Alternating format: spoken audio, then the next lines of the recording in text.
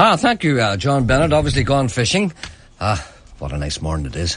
It's lovely. Gerry Anderson here. I can see the sun shining down through the cracks of the institution in which we sit. God's in his heaven. Elizabeth's on the throne. And Colin Gallen's got a new comedy single out. Thankfully, this is not it. Give us a ring later if you like. I'll give you all the details after the man finishes speaking. He's going to talk about things we don't understand in a moment. In a language, from across the border, I'm afraid. Well, we came across a little town about 5 miles south of Mino. Pretty little place. Population 500. Well, we rounded everybody up in the centre of town. Men at the front, women at the back. Standard procedure. Didn't want any trouble. Sort of. We want your water. We want your water. We want your water. We want your water.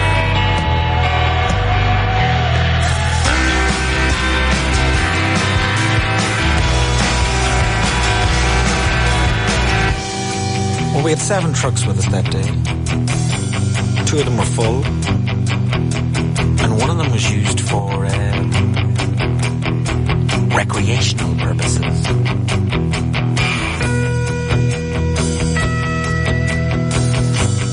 Well, the plan was we fill up the remaining 4 trucks, steal what we could, leave town, head on for the next one.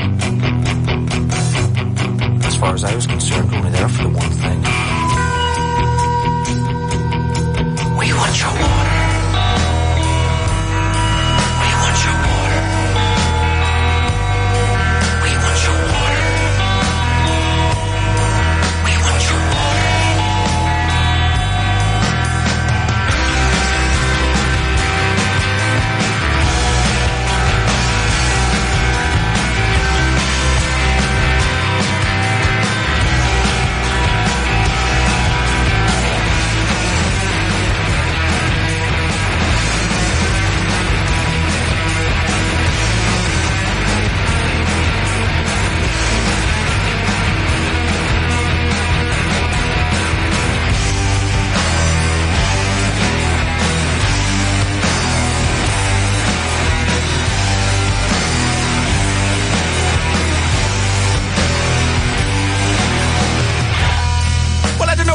Jim started shooting. He killed 4 of the men and 3 of the women.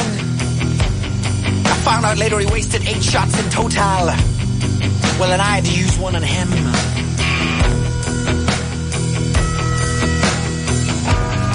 Well, his brother Jake didn't take too kindly to this and took a shot at me. He missed.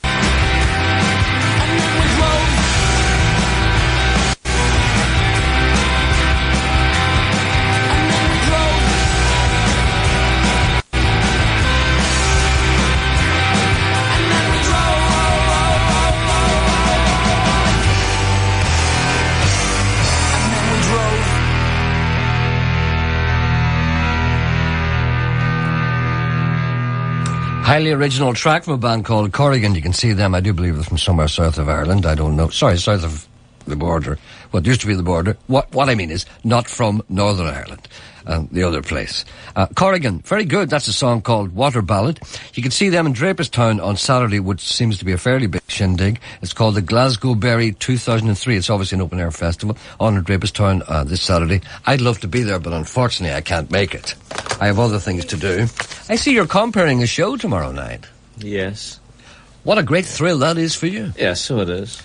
It's something to do with Derry City. Derry City Football Club. And the Millennium Forum here in Derry, Stoke, Yes. Londonderry. Yes. With a host of local talent. A host of local talent, stars from the firmament. Very rarely, I turn into Jonathan Ross. It's very rarely we see you in this role. Yes. I'm glad that you've extended yourself. I was getting worried about your inability to come out. Yes. There's a big draw. That's what it's There's a all big about. draw. It's for an apartment or something, Apartment isn't it? and cars and holidays and money. What's in it for you? Money. Money for you? All right, good. Hope it goes well for you. How are the tickets going? Very well. Would you like to come along? No. Would you care to co-host? I don't think so. Well, I could get you a role. I know you could. You could come out one side and I could come out the other and we could meet in the middle. I would turn the people all skelly-eyed. Why don't you? Wouldn't know who to look at. No, no, it's your gig. I wouldn't like to muscle in. No, you do. I'm inviting you. No, Fiddler's invitation. No, it's not. No, I don't want to take part in you. What money's in it? That's all right. Is there money for me? Yeah. No, but I don't want to be asked. I need to be asked by the fellow who's paid. I don't want to get your leavings. What you'd be doing, you'd be getting paid and then you'd pay me. Is that the way it would work? No.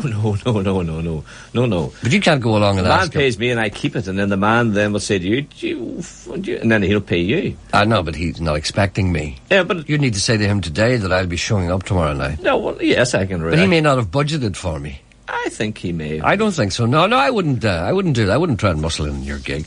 I'm just saying congratulations, and I hope you do more. Thank you.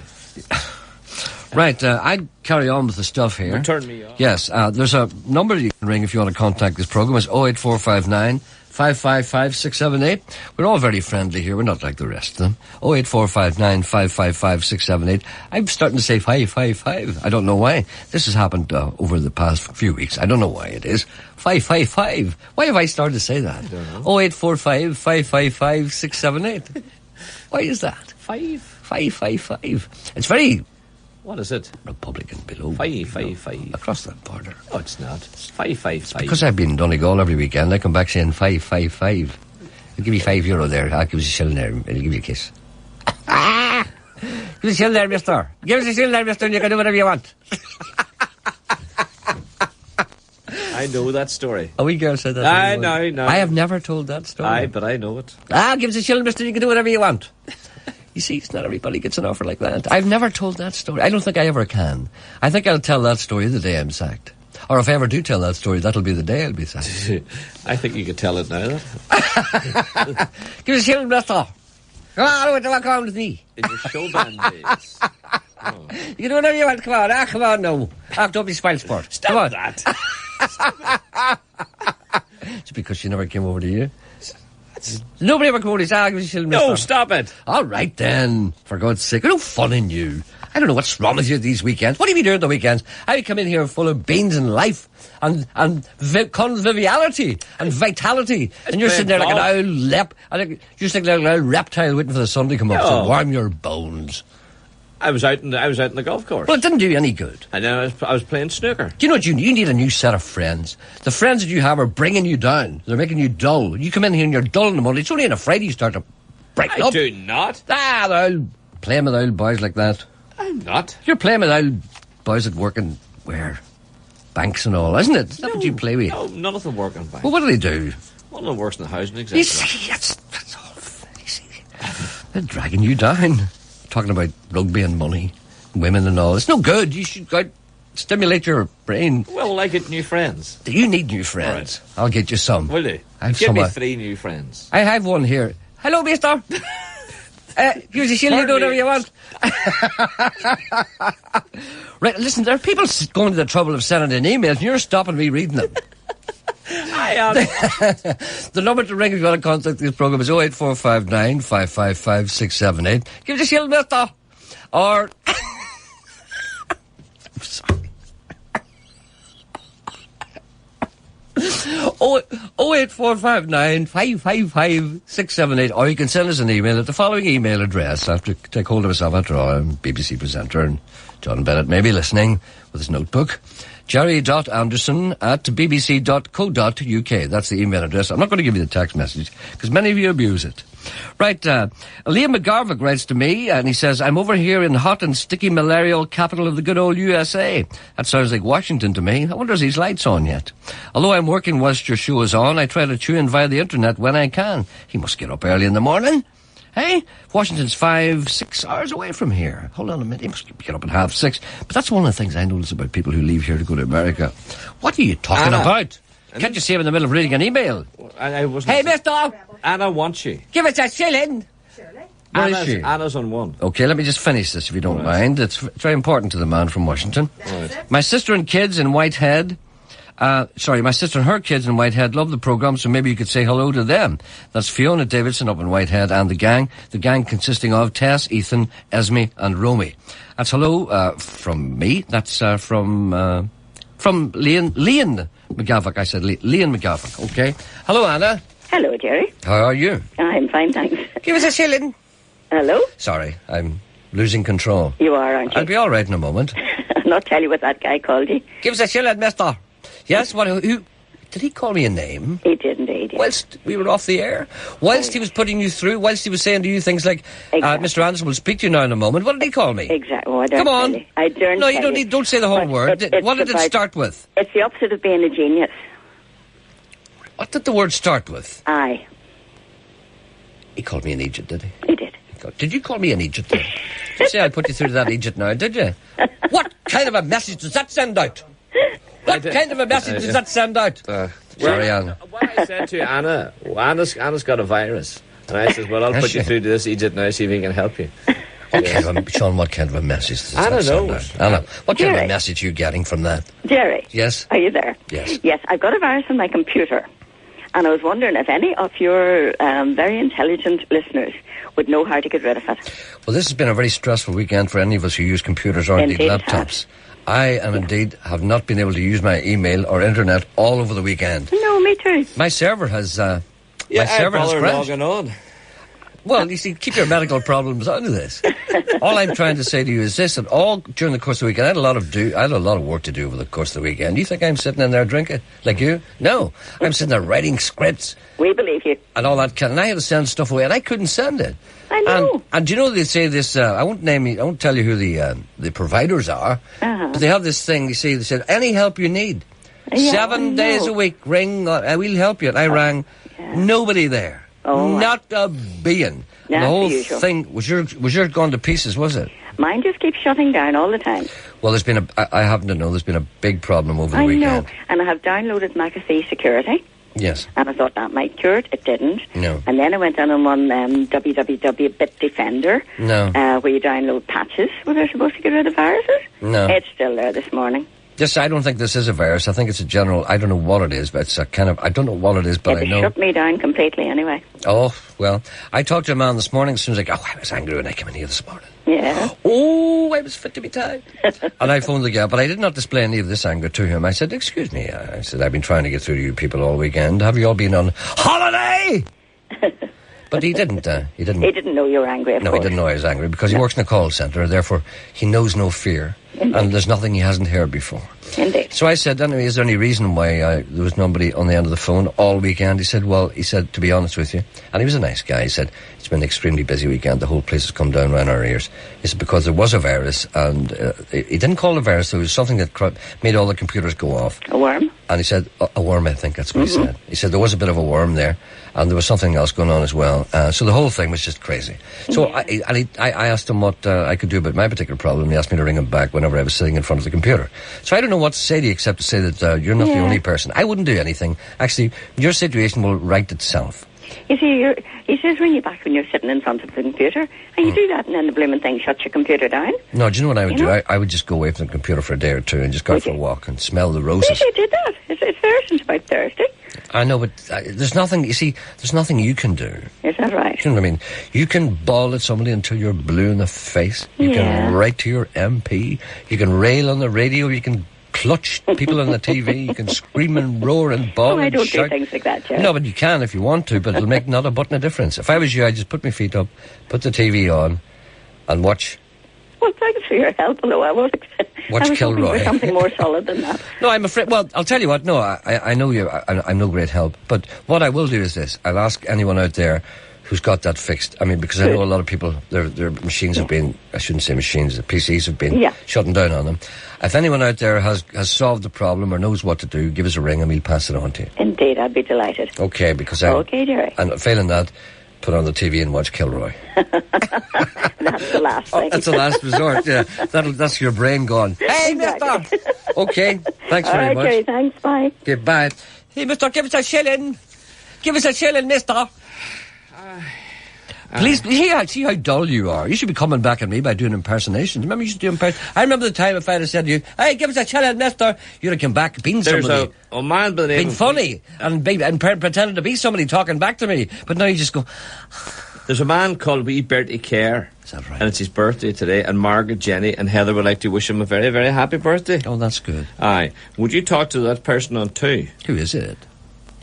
Tony, Geraldine says. Geraldine speaking today. Tony. Hello, Tony. Hi, Gerry. How are you? I'm all right, thanks. Tony, how are you? I'm well, thanks. Okay. Gerry, listen, I'm very hesitant about even asking this because I know you're probably going to give out to me. No, I'm not. No, because you're a man of the people and I am of the people too.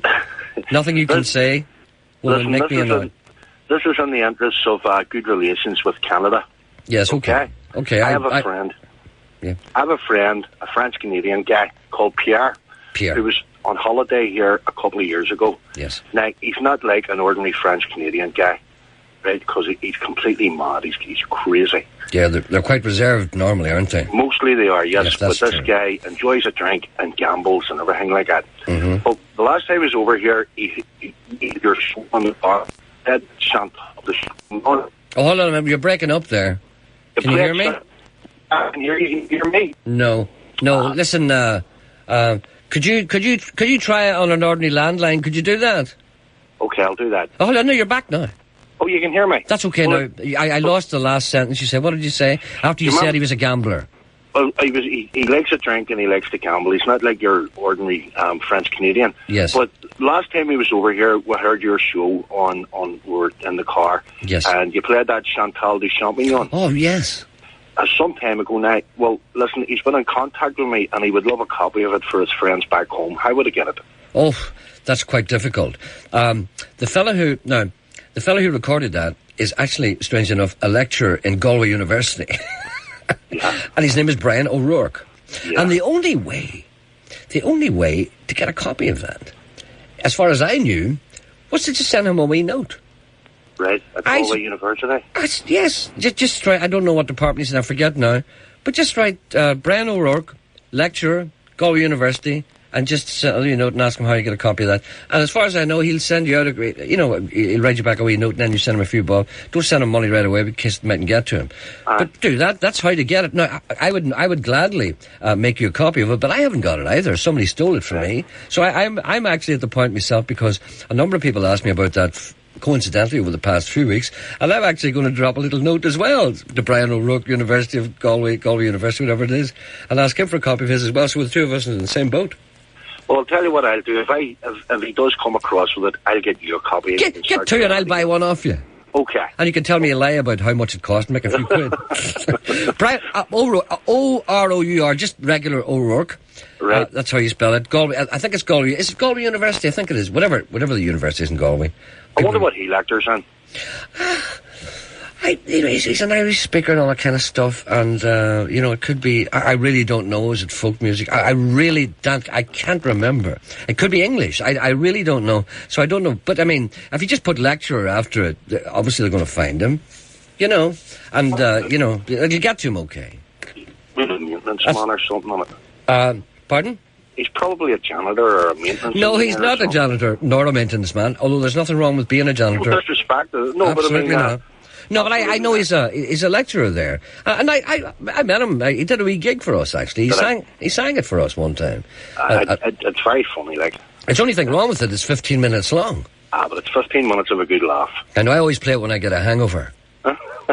You put it on after the news, it means you get 20 minutes to come round.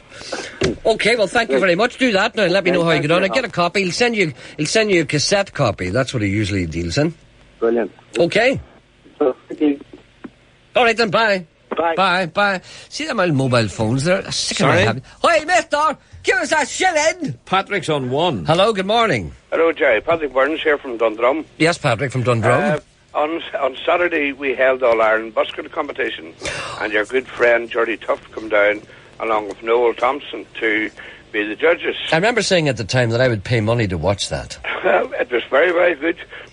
We ended up, the police estimations and crowd-wise could be anything from 3,000 to 4,000 to 5,000. They wouldn't know how many people was there. Did you hear that? It was unbelievable, unbelievable. We actually ended up, we turned over 67 buskers up. Well, that's great. Did you ever do this before? Well, we done it as the Dundrum busking competition, but never the All-Ireland before. Well, so you were surprised at the attendance then? Well, you know, we were hoping against hope, but the WA was a big factor for us, but there was a lot of work to get this organised and get it off the ground, you know. Sure, we please, printed over 10,000 leaflets. Oh, my God. And with help from radio shows like yourself, you know, it honestly worked out for us. Do you think Geordie maybe made a difference? Well, he did, certainly. I can tell you something. He had a lot of girls after him on the main street, and he was signing autographs and getting his photograph took. He was a very, very popular man. You see, this is the one thing that I have to be very careful about. I know he attracts them like flies round. Well, there was a girl, I don't know, she had got her photo, and there was a photograph of you been branded about too, with a girl, a blonde-haired girl, was taken at the Lammas Fair in Ballycastle. She was standing with you, getting her photograph took, and she also had one standing with Gerry. Yes, so was that a girl with a very large... Was that a girl with a very expansive chest? That's right. I remember her. But she was there. I know she was there. She was following Gerry about all day. Mm-hmm. And Gerry, I'm sure, did nothing to shake her off. Oh, no, not at all, not at all. Well, what about Noel... As usually was a gentleman. Well, what about Noel Thompson? How did he take to this being eclipsed? Noel is very, very reserved, and he has to watch himself in Dundrum because the Dundrum people have sort of way adopted Noel. Noels are a mainstay. So in other words, watching him like a hawk. Oh, well, they watch him like a hawk, but they know Noel's a gentleman, and he wouldn't get up to any rascality. He would just always be refined. But he must have been tempted though when he saw. He must have been tempted when he saw Geordie tearing the arse out of it. He wanted to know what the charisma Geordie has for attracting. Yeah, but you see, this is what it is. You see, that's what I keep telling Sean Coyle. Yeah, they've got charisma. You have it. I have it. Well, he hasn't. You know, Geordie had an aroma, but somebody said it was from the goat, but I don't believe that. Did he bring the goat with him? No, he didn't bring the goat with him. No. Did he bring a ferret with him? No, but you see, next year you wouldn't know what we would think of for next year for the competition, which, by the way, is on the 14th of August next year. Yes, okay. You're starting again. You're starting to publicise it again for next year. Yes, starts off right away. And you wouldn't know we could end up with an even majority tough. And people coming and a bit of music around them and people asking them questions about different... Well, I'll tell you what, that would really work, you know, because we're if you get... We're going to have a go at it. You should really... If you get a venue and supervised venue... Yes. Get him on the stage and... You could bring Tiny and he could bring the ferret and he could bring the goat. Well... And he could bring them out on stage and, and talk about them and he could answer questions. Right. We could have them outside and a pen, a holding pen. Well, and he could bring Stanley the turkey. I'm serious. You should really do that. Sure, he hasn't got the turkey back yet. I know, but he'll get it back when it's finished tramping. Your man might did for as soon as it lights a fag, he'll be on it. All right. Jerry, can I tell you who the actual winners were here? Oh, please. And they were unbelievable, and they are the All-Ireland Busking Championships. The girl is a girl called Beth White. Yes. But she represents the Open Arts Choir and Friends. The Open what? They're on the Lisburn Road in Belfast. Yes. And it's what are called, I think it's the Crescent Arts Centre. The Crescent Arts Centre? Yes, and they're known as the Open Arts Choir. But I believe you may, Noel Thompson, and he knows a lot about that type of singing. Noel said he never heard harmony like it. He said they're honestly were very, very good. Well, he's an old. So they are the All-Ireland Busking champions this year. Excellent. You know, so hopefully. Well, congratulations to them. And they're all disabled. You know, really? Most of them, unfortunately, are on wheelchairs. And, you know, but it was a lovely sound. Honestly, it was.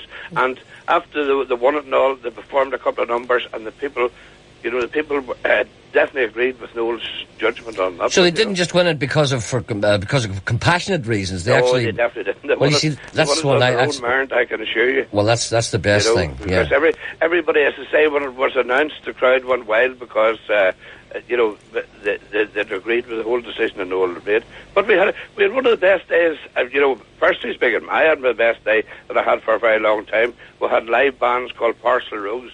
these boys whipped up a storm. Honestly, Parcel of Rogues, yeah, I heard of them. Gerry, And the weather would have been quite nice too. Open it here on the air for you to come down next year and have a talk to us, and maybe you'll come down and meet the people here in Dundrum. I'd love to. Right. I'd love to. Consider that a definite. Right. We'll try to work something out.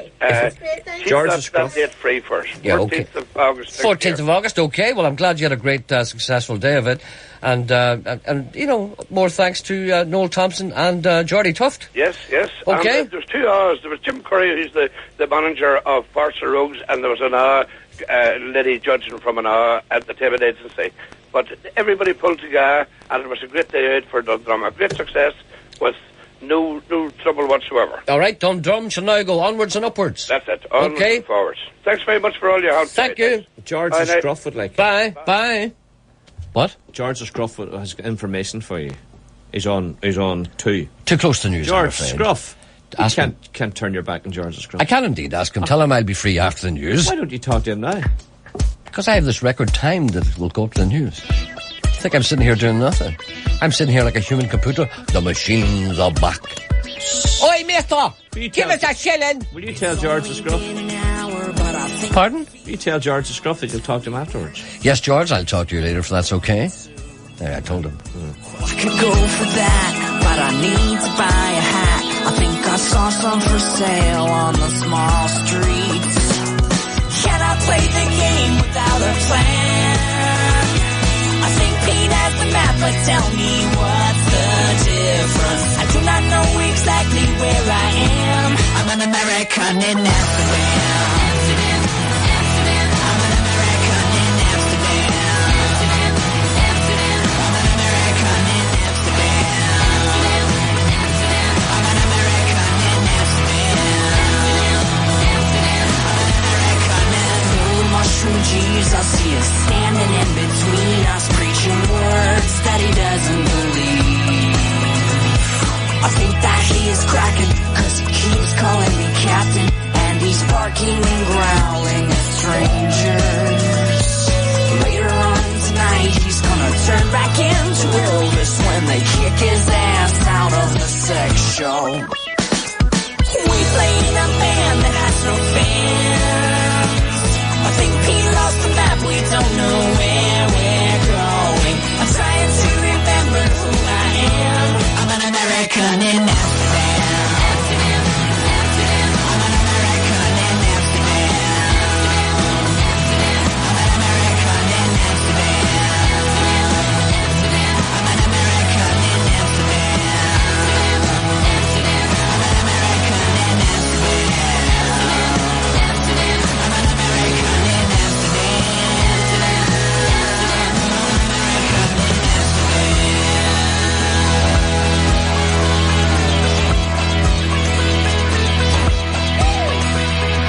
Mike prefers a quiet conversation in the pub, but the English are sick, drunk, and raging. Hey Bono, they said when they threw peanuts at my head and said, hey, can we try on your glasses? Now I am just a dork, but listen, I come from New York, so I said, hey, what are you guys, Irish? Can you play the game without a plan? We puked on the map, we don't know where we're going. I do not know exactly who I am. I'm an American in Amsterdam. I'm an American in Amsterdam. I'm an American in Amsterdam. I'm an American in Amsterdam. I'm an American in Amsterdam. I'm an American in Amsterdam.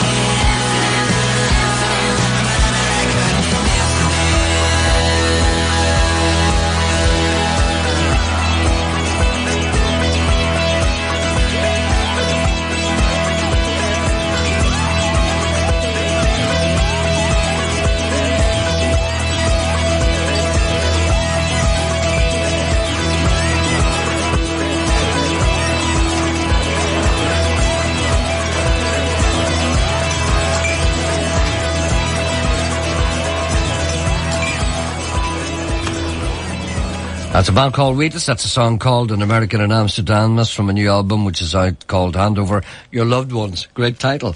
Please play a request for the Dolly sisters, Angela Evans and her sister Betty Conway from Derry, Stoke, London, Derry. That's from a well-wisher whose name is Mary B. Clark. Right, we'll be back approximately 4 minutes past 11 o'clock after the news. 92 to 95 FM. And 1341 medium wave. BBC Radio Ulster.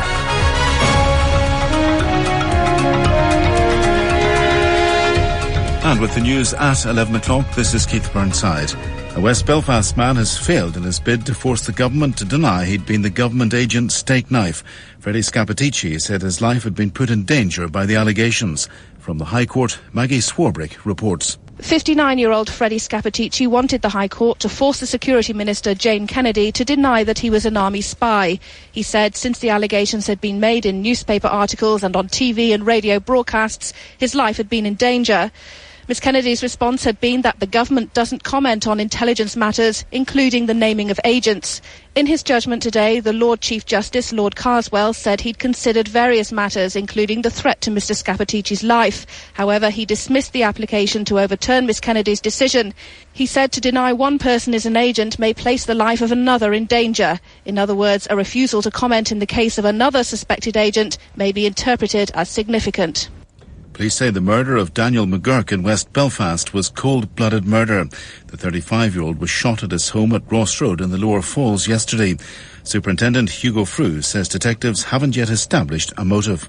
This was a very brutal and cowardly attack carried out without thought for Mr McGurk's family or the community. The people who carried this out intend to terrorise the entire community. Our inquiries are at a very early stage and we are keeping an open mind as to the motive.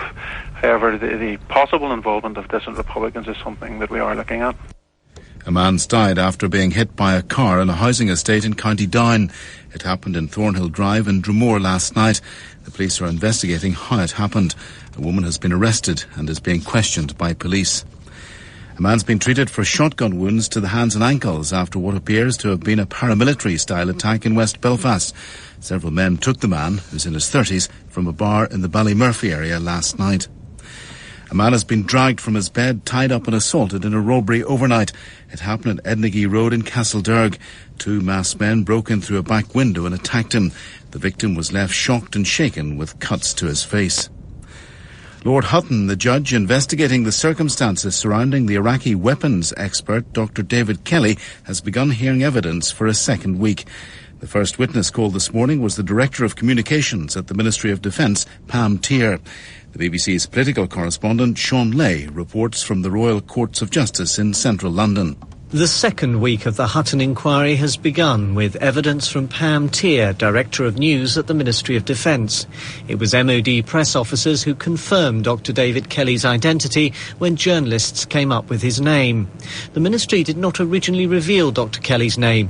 Lord Hutton will want to know why it was decided to confirm his identity and who made that decision. An investigation has begun after the Pentagon admitted that US troops shot dead a cameraman in Baghdad yesterday. Mazen Dana was killed while filming near an American prison which had earlier come under a mortar attack. Soldiers on an American tank are said to have mistaken his camera for a rocket launcher. And the weather becoming cloudy this afternoon with scattered showers. BBC Radio Ulster News. BBC Radio Ulster. Travel news. In the Macrofelt area and in Clady, the Inish Rush Road is closed as installation works taking place there. Diversions are in place until the end of the month. And traffic controls are operating on the A32 Drumore Road in Omagh. Resurfacing work continues in the area. Similar works taking place on the A28 Killylay Road in Armagh, that's near to the Killylay village. And finally, expect some delays on the A2 Bangor to Belfast Road at Hollywood. That's between Sullivan Place and Winnie Hill. There are lane restrictions in both directions. Deirdre Harshaw reporting. Travel news from BBC Radio Ulster. Welcome back. Gerry Anderson here. I'll be here until 12 o'clock. The number to ring if you want to contact this programme is 08459 555 678, or indeed send me an email, gerry.anderson@bbc.co.uk. Learn about who the Royal Prince will court, aromatherapist hails award, space shuttle astronauts have to abort, government stance, opposition's retort, tourists play sport at the Spanish resort, South East England traffic report. Tune to the station of your choice. A Welsh comedian called Max Boyce. Portrait of an Artist by James E. Joyce. Politician talk about a big Rolls Royce. A free kick choice. The fans rejoice. A DJ talks in an American voice. Talkie Radio, at your dial-eye glance. Talkie Radio, give us a chance. Talkie Radio, let's have a dance. Talkie Radio, I'm in a trance. Talkie Radio, Talkie Radio, Talkie Radio, Talkie Radio. Look at the monkey, funny monkey, little red monkey, acting so fidgety. Look at the monkey, funny monkey, little red monkey, cute as can be. Where is his mama, papa, sister, brother, cousin, rest of the family? Little red monkey on his own, some very lonesome monkey is he. Listen carefully, Dick and Jimmy, 'cause here is a job for you. What is it? If you get him into the zoo. The zoo? He'd do all of his tricks for you. Joy, why not drop him a line or two? What for? Inviting him to the zoo. For if we do, then what? He'll be a happy, snappy monkey, little red monkey, acting so merrily. We hope you like this little red monkey. Very lonesome monkey is he.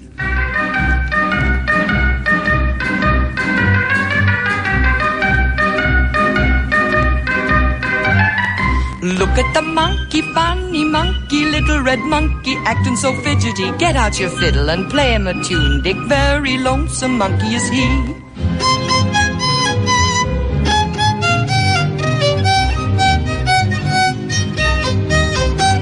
That was ghastly. Don't think the monkey liked that Bentley. Seems to be jumpy, acting so fidgety. You cheer him up, Jimmy, with your euphonium. Little red monkey, cute as can be.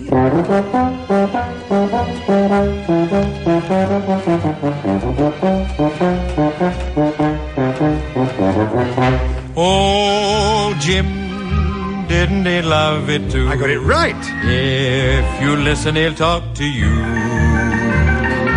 He will chatter the whole day through.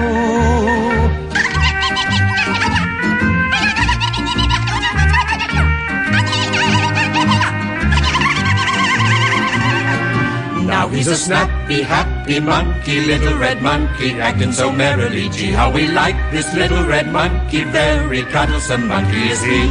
Little red monkey, little red monkey, won't you stay to tea? He said yes.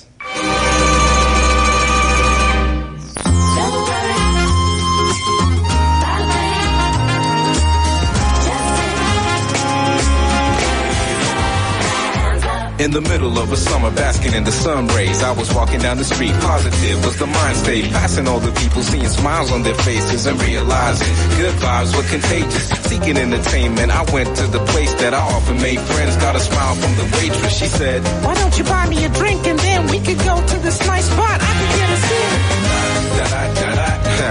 So I bought her a drink and she smiled and she laughed like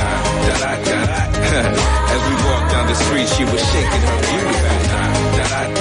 Yo, life is what you make it, so you gotta have a little. Just remember, y'all, don't worry about a thing. There's not a thing you can't do. There's not a height you can't reach. There's not a bone you can't move. You gotta make your heart sing. If I can sing, you can too. Or maybe clap your hands too.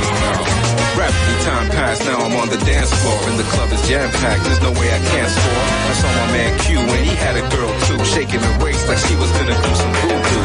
The air in the club was infectious, we started getting attention from the ladies standing next to us. They said, "We like the way you move when you're dancing, and we were wondering, can we get some private classes?" Yo, so we showed them some moves and they asked if we wanted to. But we kept our cards to our chest and we didn't want to show them any. Yo, life is what you make it, so you gotta have a little.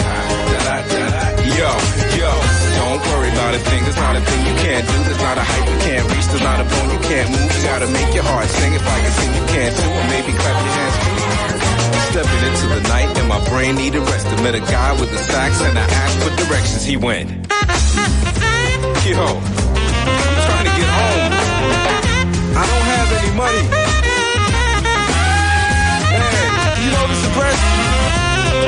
guess there's no point then. If you can't beat them, join them.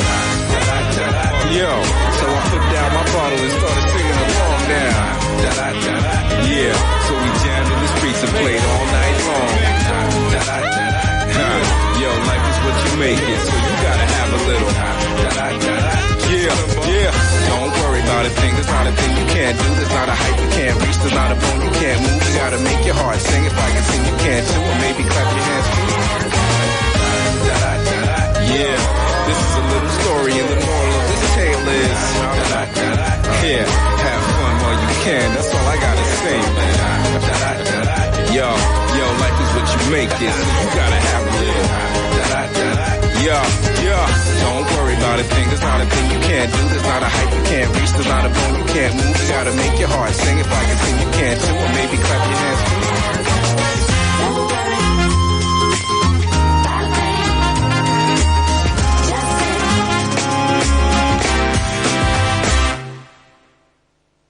Oh, that ends very suddenly. Okay. That's Sharon Shannon and Friends. That's a song called When You Make It, Da Da Da Da Da Da. And before that was a song that you probably never heard before, or if you did, you probably recoiled in horror. I kind of like that.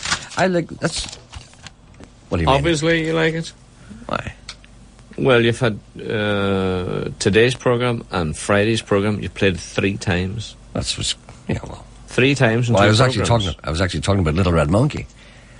Little red monkey, monkey, monkey, little red monkey. No, Sharon Shannon, what I'm talking about. No, but I had moved on from that. If you had been listening, I said that was Sharon Shannon. And a song called What You Make It. And I quite like what you said. And I said, and also there's another song. No, you hadn't got in the and they also.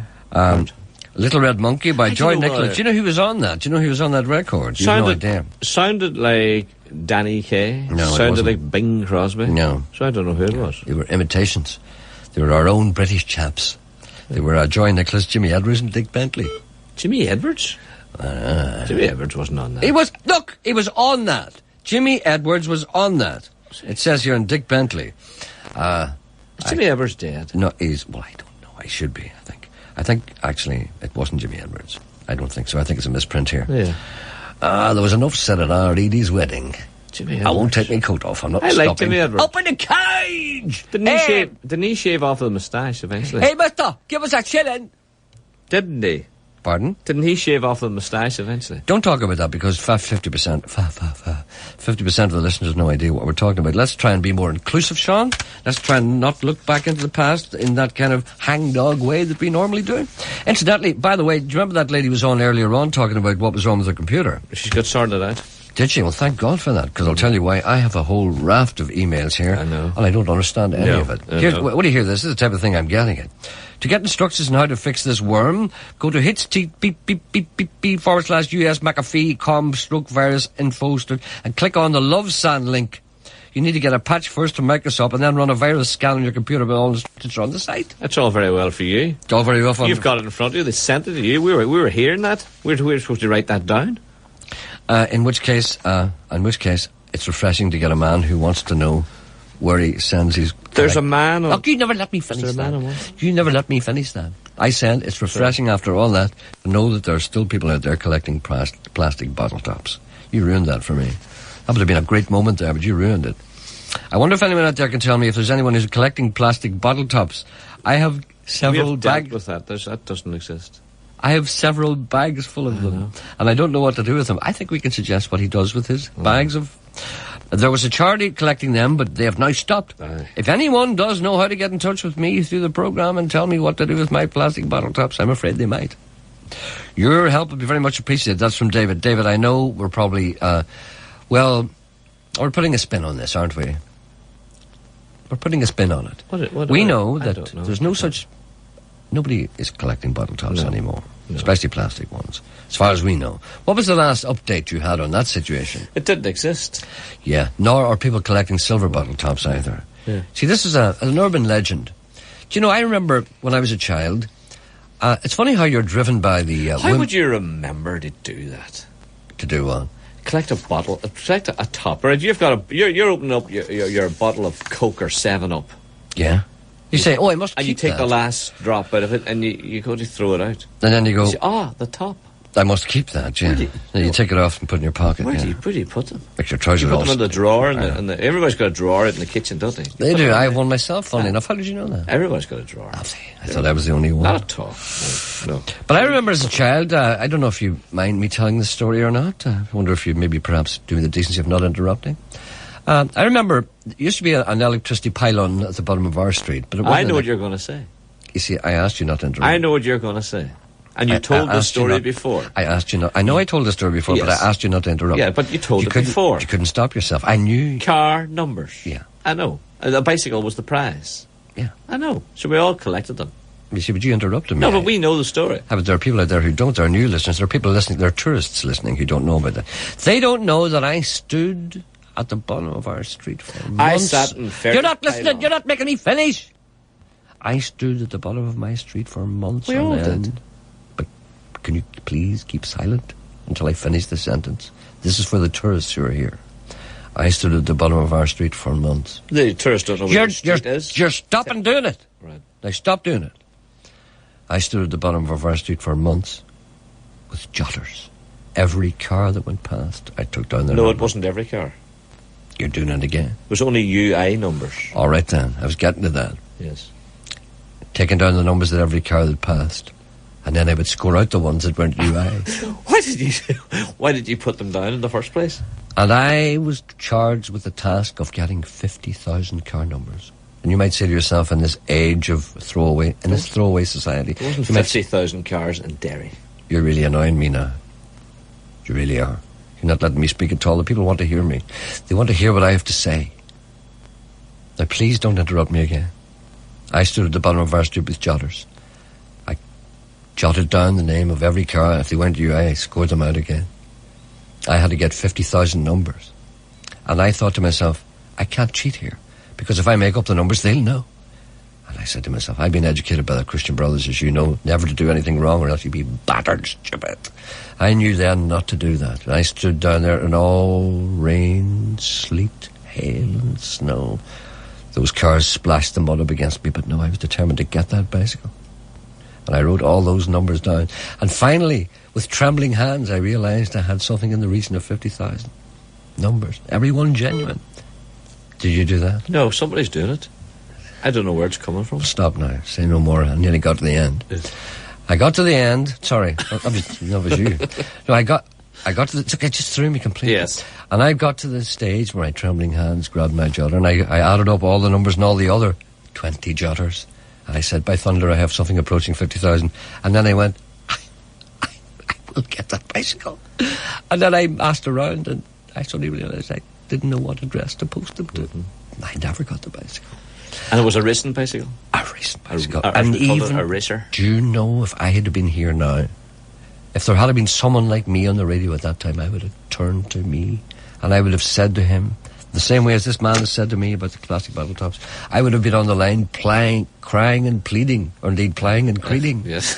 I would have been saying to you, Mr. Coyle, ask Gerry what the address is for the bicycle. And you would have said, I'm sorry, we're too busy. Yes. Right? So there we have, and I'm thinking back, and there's us making fun of him. And we're not making fun of him, because by thunder, by Jesus, boys, we have been there.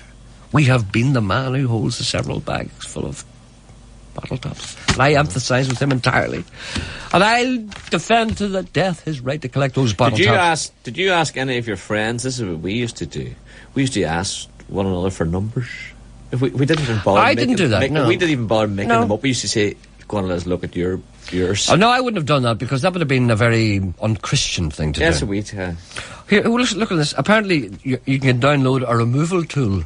There's a man on one. Do you want to? Why don't you download a removal tool whilst I'm talking here, and we'll have a look at it. Right. Hello, good morning. Good morning, Gerry. Good morning, how are you? I got very emotional there. I'm sorry, I hope I didn't embarrass any of the listeners. Well, I hope what I'm going to tell you doesn't make you any more emotional. I hope not, because I'm at a low ebb. I came into possession of an old newspaper here the other day. Yes. It's dated Thursday, December the 19th, 1963, 40 years ago. Yes, 40 actually. 40, that's right. You obviously didn't spend a lot of time at school. No, it's a long time since I've been at school. That's all right. No, I hope you don't think I'm being insulting here. No, not at all. Okay, carry on. There's A lot of advertisements for dances. Yes. There's nearly a page full, in fact. Yeah, they've disappeared now completely. That's right. Yeah. There's one which absolutely intrigues me, particularly in view of the debate which is raging in the south of Ireland in connection with smoking and one thing and another at the minute. Yes. Old Bleach Football Club, a Christmas Eve dance. And then in brackets, Thursday the 24th of December. Yes. In the Neilsbrook Hall, Randallstown. Music by the Cossacks. Dancing 9 to 2, admission 5 shillings. Yes. And then below that, in big print and 2 big hands pointing to it, a smoking competition with cash prizes. Ah, great. Whatever happened to smoking competitions?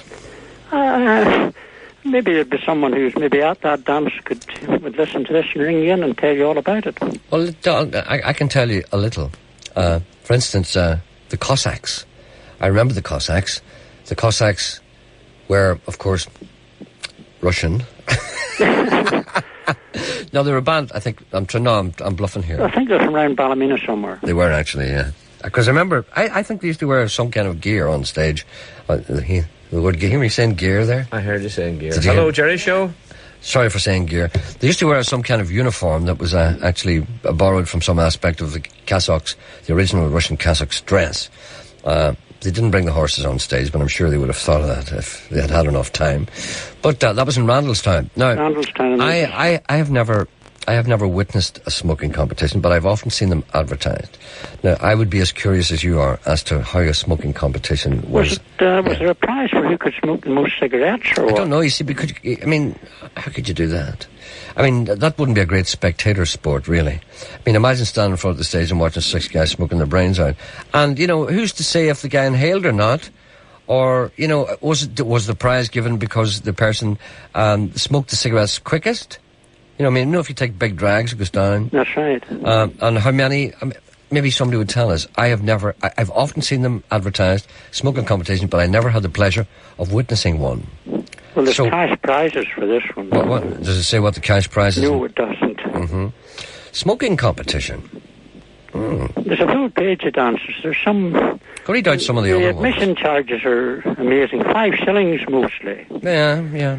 There's the Mid-Antrim Hunt Ball. Who was playing at that? Probably a band from Cookstown, believe it or not. The Snowdrifters. I knew the Snowdrifters. Well, they're playing at the Mid-Antrim Hunt Ball on Tuesday the 31st of December. Yes. 1963. Yes.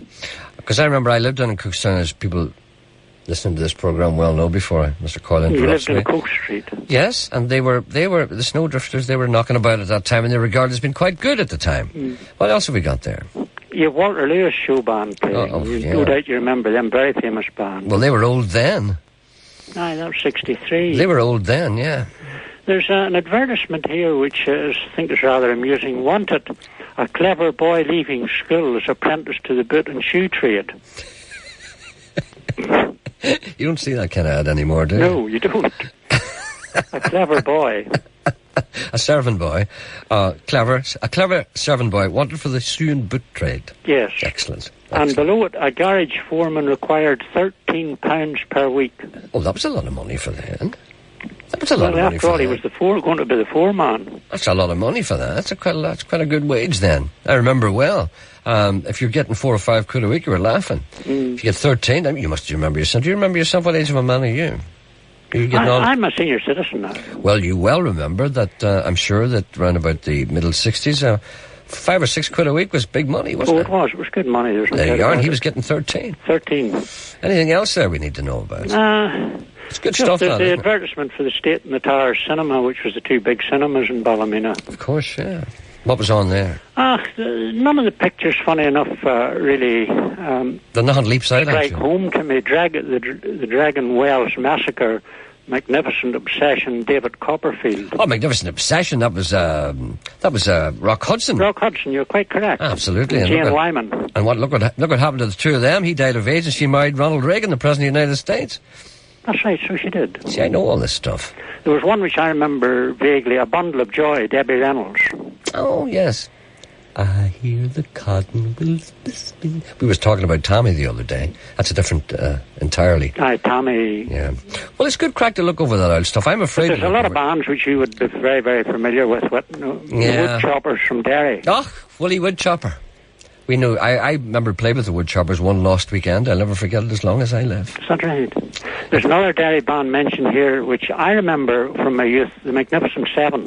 Ding, ding, ding, ding, ding, ding, ding. That was their Was they not signature. the band that a man called Jimmy Liddy sang with? Yeah, Jimmy Liddy died a year or so ago. I didn't know that. The late Jimmy Liddy's gone, yes. And they were very well thought of. They were very modern. Magnificent Seven was considered a good band. They were a very modern band. See, a lot of the bands that were going about that time were very kind of country orientated. There was another singer which I remember from Derry, particularly of that era, Q, and it was always then the middle, Crazy Man Griffiths. Did you Crazy ever tell Man him? Griffiths, yes, indeed. I know his daughters and I know his wife very well, and I don't know if he's still alive or not. I just really don't know. I never really knew him so much, but I knew his daughters, and I don't know if he's still alive. He may not be, but I remember him well. I do. I remember those two. They sang. Crazy Man Griffiths. They might Griffith. have sang with either Stan Corley or the Magnificent Seven. That's right. Yeah, I can't remember myself, but those are. I don't know. I kind of, I tend not to look back too much because you get depressed, don't you? Well, you think of your youth and no, I just think of it's how all gone and there's nothing you can do about it. No, I don't. I just think about how crap they all were. That's why I get depressed. Well, you thought they were great in those days. I know, but it just goes to show you how little we knew. You just look forward from one weekend to the next. That's right. I still do that yet. Oh yes, I still feel 19. You're very lucky. No, I still feel 19, but I'm just worrying that the police might come to the door at any minute. No, I still feel as if I'm 19. I don't know. I don't know what's wrong with me. They're going to have to shoot me. Better not say that because somebody might. There's that. Yeah, what do you? Mr. Coyle feels about. You feel about 78, don't you? What? What are you talking about? I'm just saying I feel about 19 years old. You feel and look 78. Well, no, I do not. Yes, you do. You're sitting there like an old walrus. I am not. And I said to him earlier on, most people after a weekend are invigorated. Age never comes into my thinking at all. Every Monday you come in here, you look 20 years older than you did on Friday. Whatever you're doing at the weekend is making you older. And you look like a man who'd wear his trousers up on his chest. You'd like a man that... John Bennett's going to leave you his trousers when he leaves. You know what John Bennett's trousers are like? You know what that's like? You have to put them underneath the nipples. You know what I mean? And they're up halfway up your ankle. I'm going to say, leave Sean your trousers because he deserves Why me? Because you're no fun. You're no crack. Look at me, full of crack and life, and you're sitting there like an old mat. Well, what about that man? Where's this gentleman you're talking to? He's grand. He's sitting there looking at papers. Oh, yes. He's alive. He's interested in in the things that go on around him. Yes. And you're sitting there yawning and going like a bile Gryphon. Is that what you call the Gryphon? What was the Gryphon out of Alice in Wonderland? Was the Gryphon? Is the man still there? Hello? What's his name? Yeah, I'm still here. What was the thing out of the Alice in Wonderland? Was it called the Gryphon? I have absolutely no idea. You're a Gryphon. By the way, Gerry, before you go, there's one very famous band, in inverted commas, mentioned, the Flamingo Ballerina, the Carl Denver Trio. Were they an American band? He was Scottish, wasn't he? He was Scottish. Yeah. Carl Denver was Scottish. Was he? Oh, I think he was, wasn't Yes, he was, yeah. They were Scottish, actually. Yes, so. right. Yeah, we Didn't know know them. You do. Did you not do a good Carl Denver? I did not do a good Carl Denver. No, I did not. Carl, was he ex-Navy? In the jungle, a mighty jungle, the lion sleeps tonight. That's right. That was your time. I'm doing all the impressions. That was your time. That wasn't my time. That was your time. You played that in your band. I didn't have a time. You had a time. I'm 19 now, that's all I know. Here, listen. Right. I tried to interrupt your doze there. I'll go back to this man Tom's here. his name. Tom. Right, Tom? Yes, well, listen, thanks for ringing me. Well, I just thought that smoking competition in view of the debate which is going on in the south of Ireland would be very... Yeah, they're going to stop people smoking in pubs. Indeed. I think it's a darn shame in many ways. I think it's a disgrace because, America is completely out of control. By the way, I don't smoke myself, but quite frankly, I think it's a damn shame that there's so much stopping people smoking it. I went to the first time I saw that, you see, I'd never seen it in a pub. I'd seen it in America. They're very fussy about it, and you're kind of used to that. But one of the places I never thought I'd see it was in Australia. Remember being in Australia. It was a couple of years ago, and I was in Perth. No, it was actually Fremantle outside of Perth. And people made a big play out of this Irish pub, how great it was, and people should go there, and it was great crack and stuff like that. So I went into the Irish pub, and right enough, there was all the Guinness and all the boys going, just how you doing, and the leprechauns, the whole thing, and all that stuff, you see. I said, well, this is a nightmare, but, It's familiar. And I took out the cigarette and the fellow was right. It's no smoking, mate. I said, what? He said, no smoking. I said, you mean just here? He said, no smoking anywhere in the pub. I said, are you off your head? I said, is this an Irish pub? He said, yeah. I said, and there's no smoking? He said, yeah. And I went, if you ever go to Ireland, you'll be hung, drawn and quartered. And now I see it happening in our own backyard. There'll soon come a time when somebody will come over and say, please put that cigarette out, please. And you're sitting having your pint. And I regard it as an insult to high heaven. I welcome it. Of course you do. I can't wait for it to come You out. can't wait for a good, clean pub. That's right. Where you and your golfing friends don't have to sniff in the secondary smoke Filthy, of disgusting unemployed habit. people. Yeah. You What see, about, Jerry, the people usually in golf clubs smoke cigars and that type of yeah, what about your old cigars, your I old mates? hate cigars. What about your old... I hate all forms of smoke. I hate it. And I wish the quicker they bring a ban in, the better. Do you know the thing that I think is going to surprise many people who hate all forms of smoke? Yeah. The reaction when they first walk into the gates of hell. I think, Jerry, my opinion is this: in around Dublin or some of the more hard areas of Dublin, it's only a matter of time before 12 or 14 boys get together and decide to go into a pub and all light up at the same time. What happens then? Supposing there was a tinker's wedding now, and everybody went into the pub for a drink. Travelling person. Supposing there was a travelling person's wedding and everybody went in and had a drink, would you be the man to go up and say, I'm sorry, sir, you'll have to put that cigarette out? Would you do that? Well, I can assure you I wouldn't. I certainly wouldn't. Give us a shilling, mister, and I'll put your cigarette out. Would you... Listen, we better stop this. Would you talk to Linda, please? No, I will not. Oh, Linda's got a wee story that you may be interested in. Is it? Yes. Tom, is it? Tom. Yes, Tom, right. Tom. I'll go and let you go on to the next customer, Jerry. Okay, thank you, Tom. Right, bye. Bye. Tom's a nice man, wasn't he? He was a very nice man. I liked him. Yes, I liked him too. He's about your age, about 80. Hello, good morning, Linda. Hello, good morning, Gerry. Yes, Linda, how are you? How are you keeping? I'm fine, thanks. I just wish that others around me were so bright and breezy. Well, this is what you say. I'm struggling against apathy here. I'm full of beans and everybody else is lying, they may as well be lying, sleeping on the floor. Oh, well, you see, this is it. I'm busy at the moment, too. Yes? Well, hope you're not lying on the floor. No, I'm just off it. Okay, oh, great. Every one of their own, I say. Well, tell me this, what can I do for you? Jerry, hopefully you can help me, or maybe one of your listeners could help. I have a Shetland ewe, and I'm looking for someone who might have the knowledge of a Shetland ram that would hire out for services. Are you talking about carnal knowledge? I'm looking to breed these, and they're very rare at this part of the country. You're being very careful what you say, with every good reason to be. Yes. What you need, you have a Shetland ewe. Yes. And you want someone, as Geordie would say, to trumpet. Yeah. That's what turkets do. No, what do you call them, turkets? No, turkeys. No, what you want a mate for your Shetland ewe. Yes, I want a mate for my Shetland ewe. So what you want is a Shetland male, basically. Yes. All right. So are they well, very... actually Shetland ram, or some people call them a Shetland tip. Well, I'm sure they would. They're entitled to do so if they wish. That child is very annoying there. Sorry? That child is annoying, isn't it? Oh, it is. I'm just getting him out of the room. You're obviously used to it. All right, so you want a Shetland ram for your Shetland ewe? Yes, I would. Okay, now, whereabouts are you? What in Cookstown. In Cookstown? Yes. God, we're staying around that area rightly today. Aren't we just? I was just listening there to the previous man. This is like Midwest radio here. Uh-huh. All right, then we'll try. That's no more. There's no more to be said on that, really. No, just if someone anywhere would have any knowledge of anybody that would hire out a Shetland ram. A Shetland ram. Okay, and if you could pass my number on to them. Okay, and we have your number here. That would be great. All right, then. Thanks very much. Well, thank you very much indeed for your time. Okay, bye. Okay, bye. Bye, thank you. There's a thing you don't get very often. What?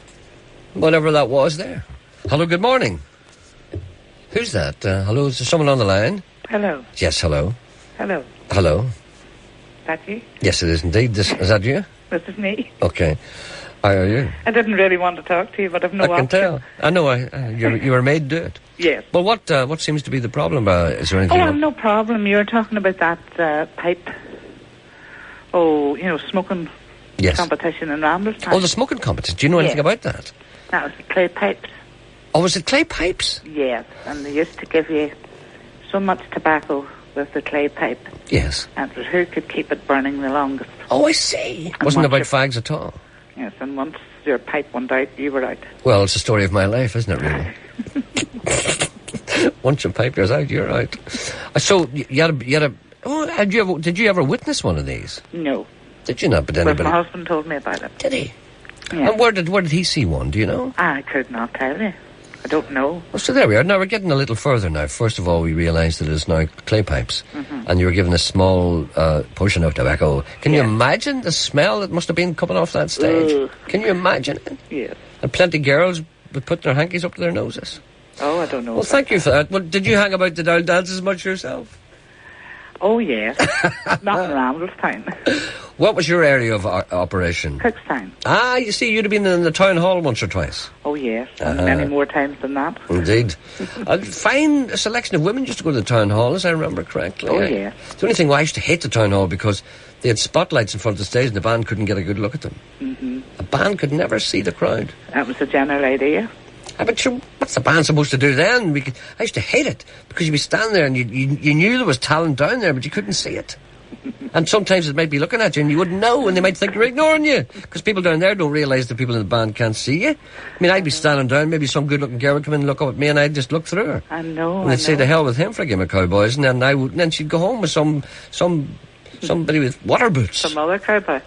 What? Sorry, Some other Paulie. cowboy. How did the bandmen get the girls? Oh, very easy. No, if you're up on the stage, Yeah. Pauline, hope you don't mind, Pauline. He's up on the stage and say Pauline's dancing around. Yeah. And Pauline's a good-looking girl. Yeah. And you want to get Pauline's eye. You want to say Yeah. to Pauline, "Can I leave you home?" Yeah. You can't shout it, sing it over the microphone. Oh, there, Pauline, can I leave you home? Or something like that. Sounds really good, Sean. You should record that. And one of the things see... How did you do it? The person in the band has a marvellous advantage. Because you know the way people who are dancing, like a kind of a foxtrot, they're holding each other. All right, I think... I'm not just kind of talking about jiving or Yeah. kind of boogieing about. You know the one where they go around, blow onto the best. Yes. You see, when a fella with no sense will dance with his back to the band.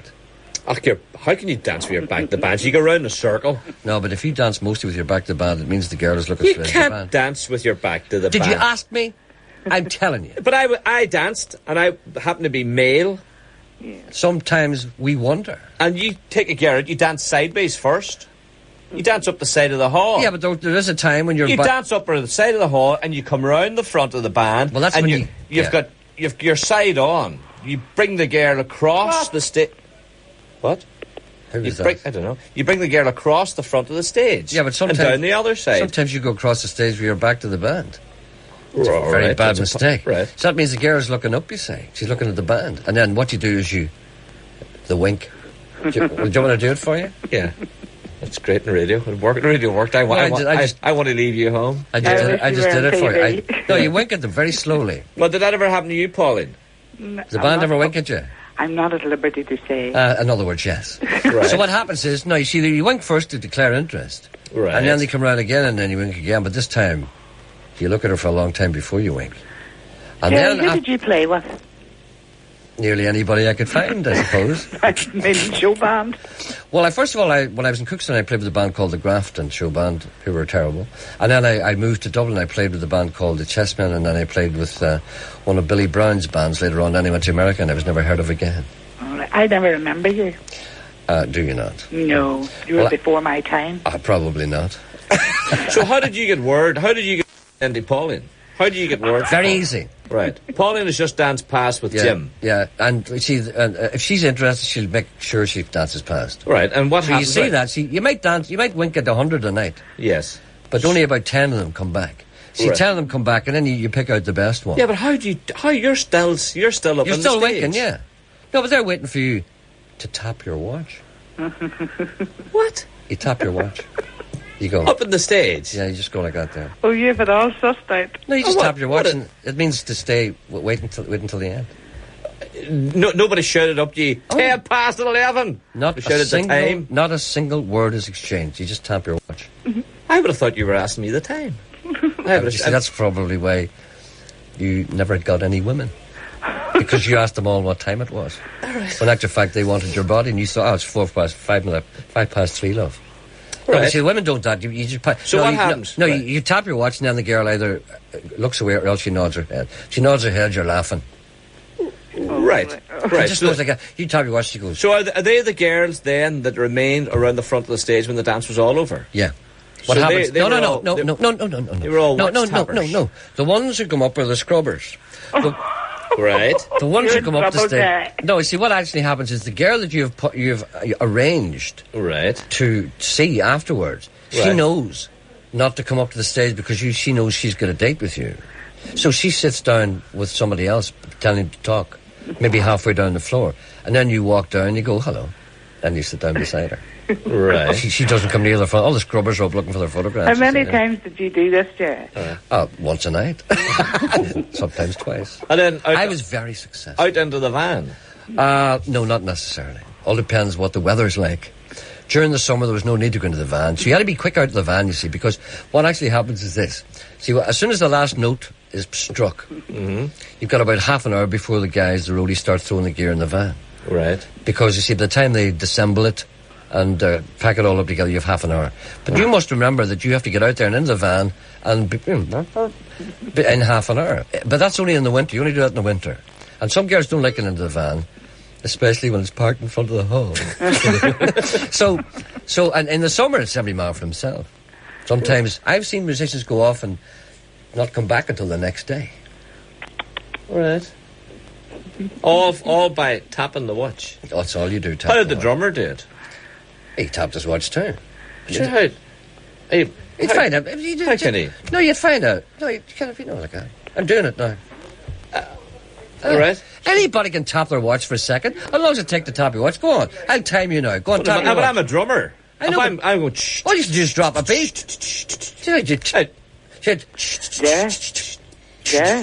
done it. Sorry?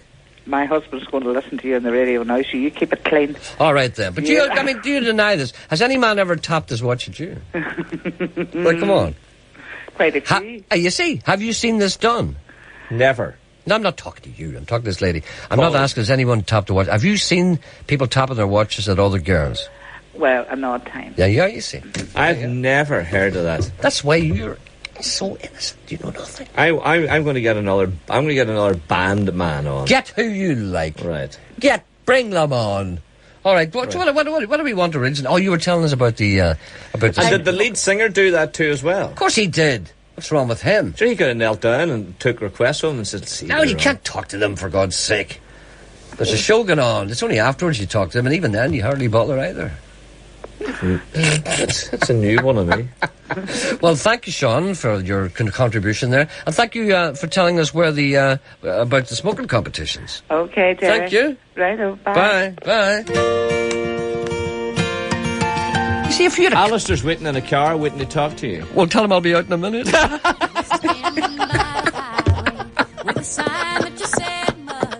When he heard a driver coming about a half a mile away, so he held the sign up higher where no decent soul could miss it.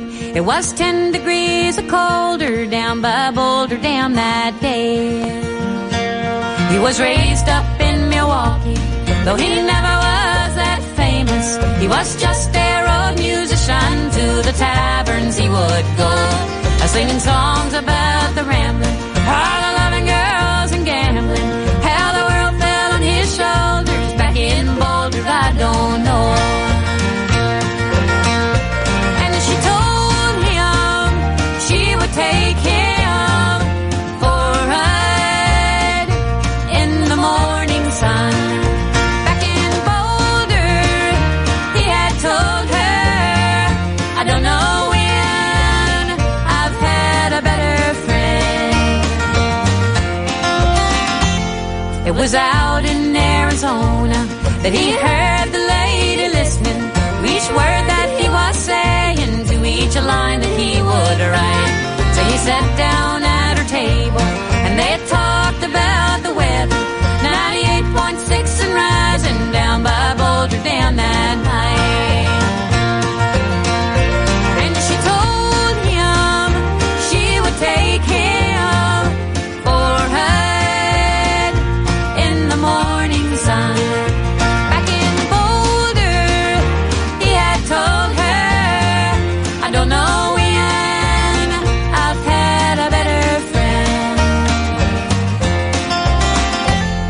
He's traded off his Martin, though his troubles aren't all over, 'cause his feet are almost frozen and the sun is sinking lower. So won't you listen to me, brother? Well, if you ever loved your mother, won't you pull off on the shoulder if you're going Milwaukee way? It's 10 degrees and getting colder down by Boulder down today.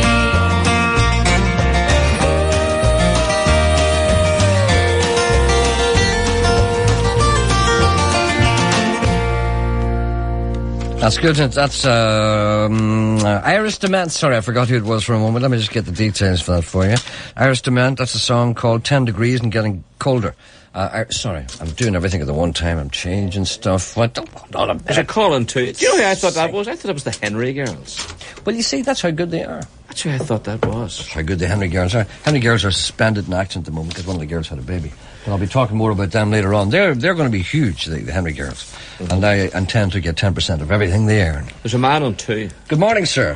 Hello, Gerry. I believe you're in the car. Is it the man in the car? It is, yes. Yes, okay.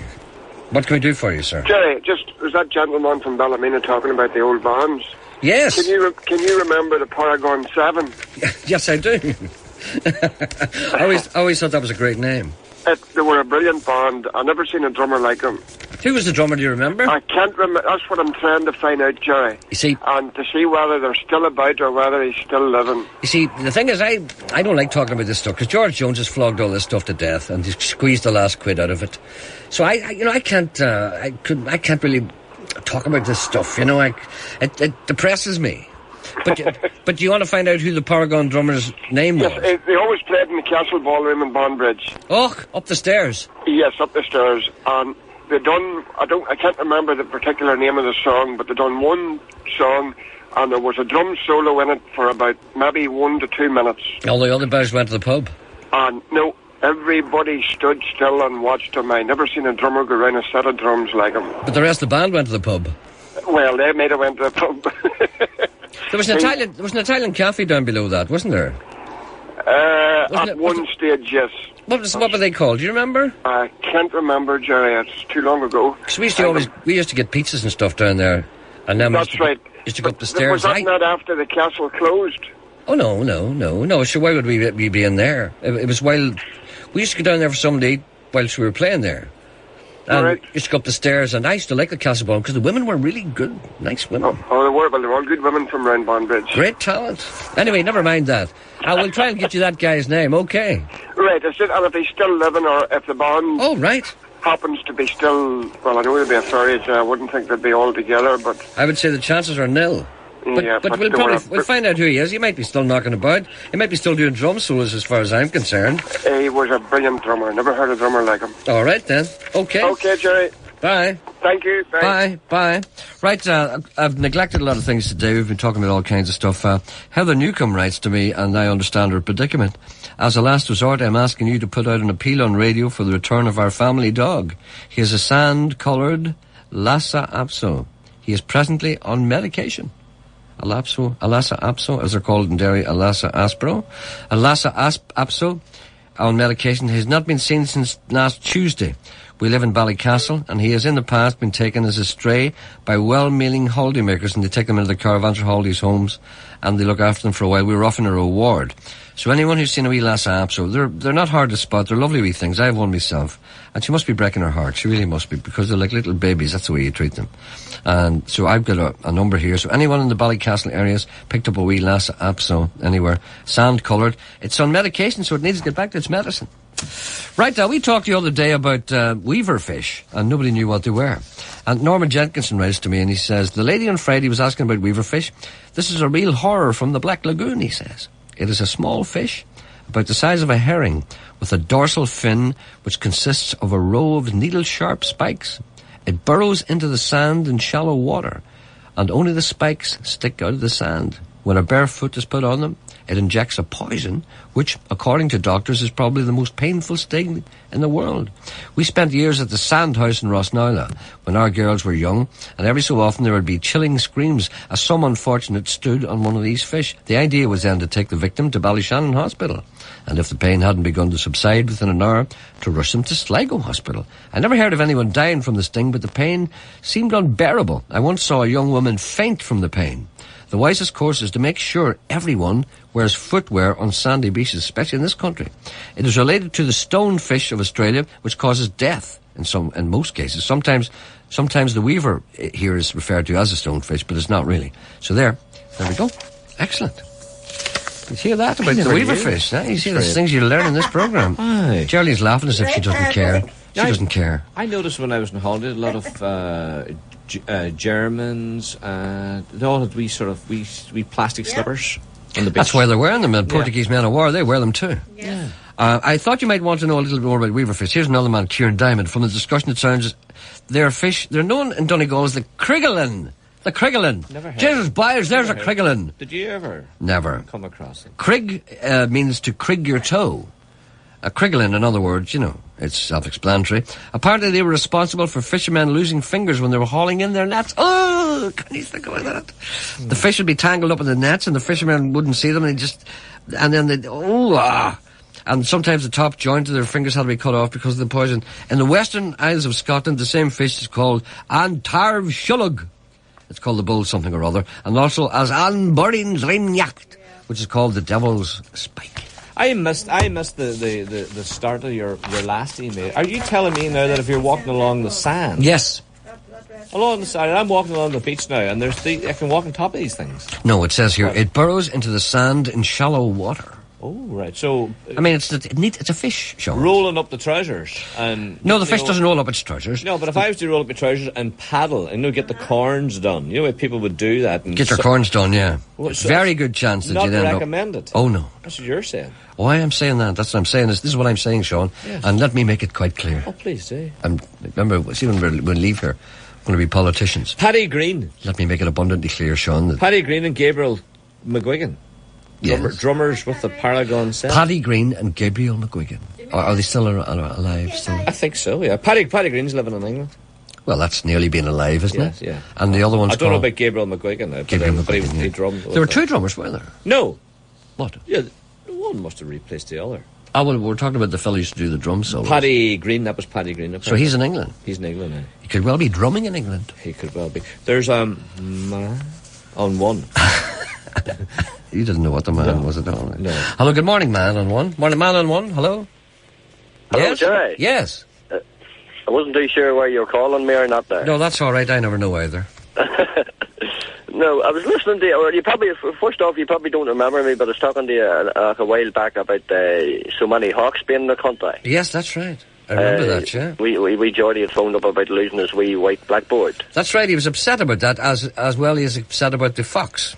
Yes. Well, yes. I don't blame him about the fox now. Yeah. He regards the hawk and the fox as being equally damaging to his pets. Yes. I found the remains of one of my pheasants this morning there, the fox that killed last night. Oh, dear. That's probably the start of it, you know. Mm-hmm. But anyway, that's not why I want to get talking to you. I was listening to your programme on Friday, and wee Geordie was on, and he was talking about the bantam hatching out his wee chicks. That's right, every one of them. Yeah, 11 of them, yeah. 11 of them, yep. And you sort of said why 11, but you never come back to it about why an uneven number. Yeah, yes, because he said they always hatch in uneven numbers.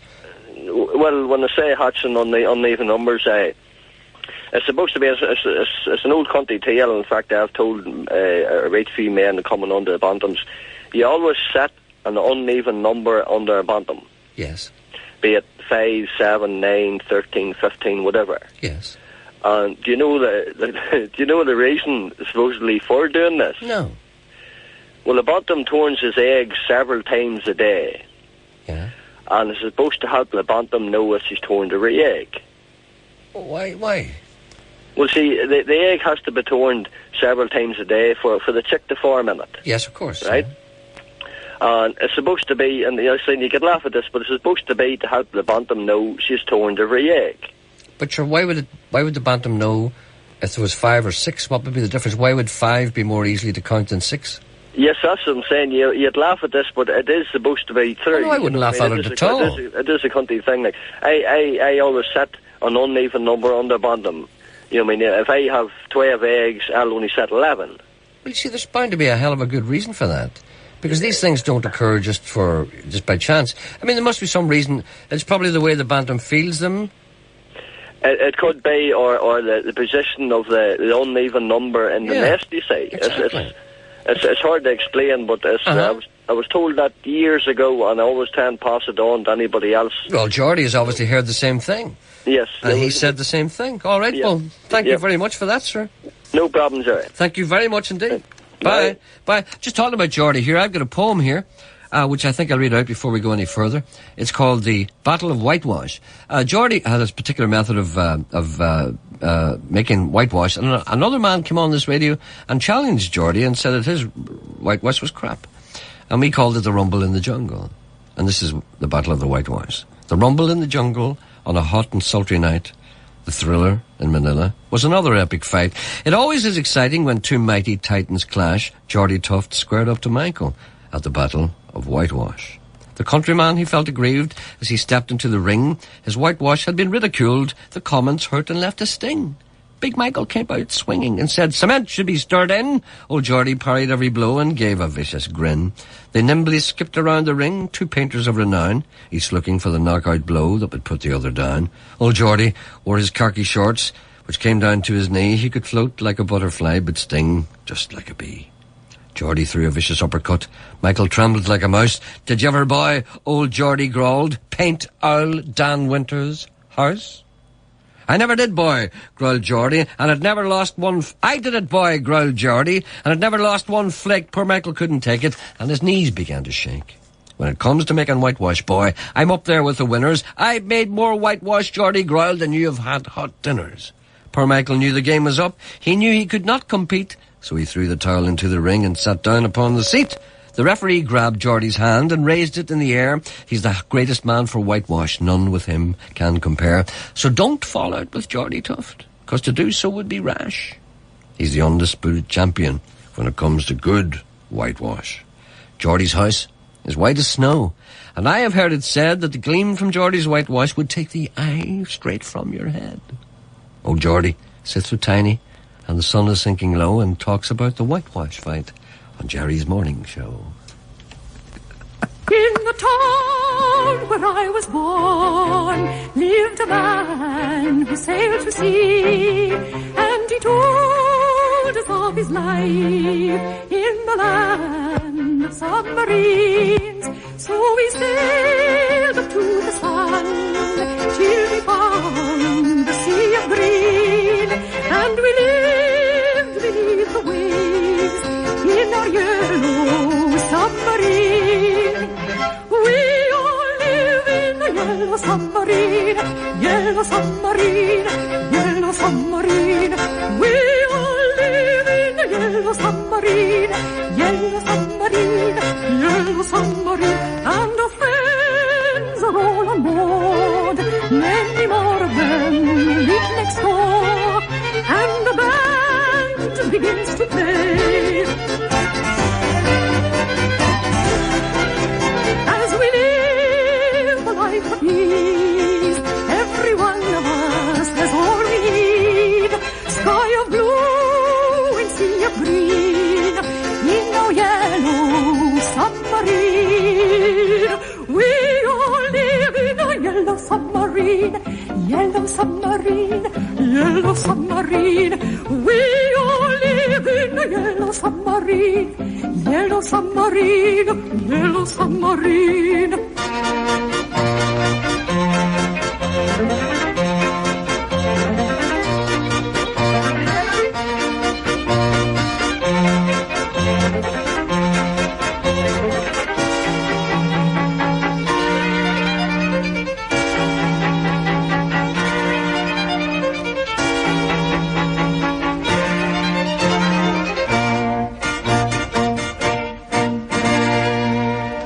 That's Kathy Barbarian.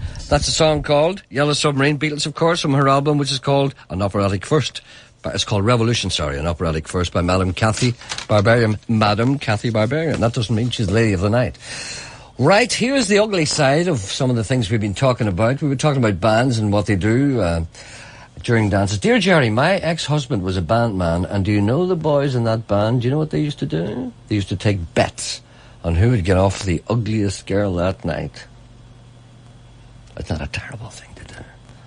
Not at evil. Hello to Henry, who's driving a big white van, and he's not a bandsman. That's from Val. Belfast callers looking for a copy of The Welling Song by Gerry Buckley. You have to ask Hugo for that. Ballymena callers looking for a Blackthorn walking stick. Can you give details of the Corrigan CD you played earlier? I'll give that, Jesse. Port Stewart caller wants to contact someone who can write in gold on a leather-backed book. Back tomorrow.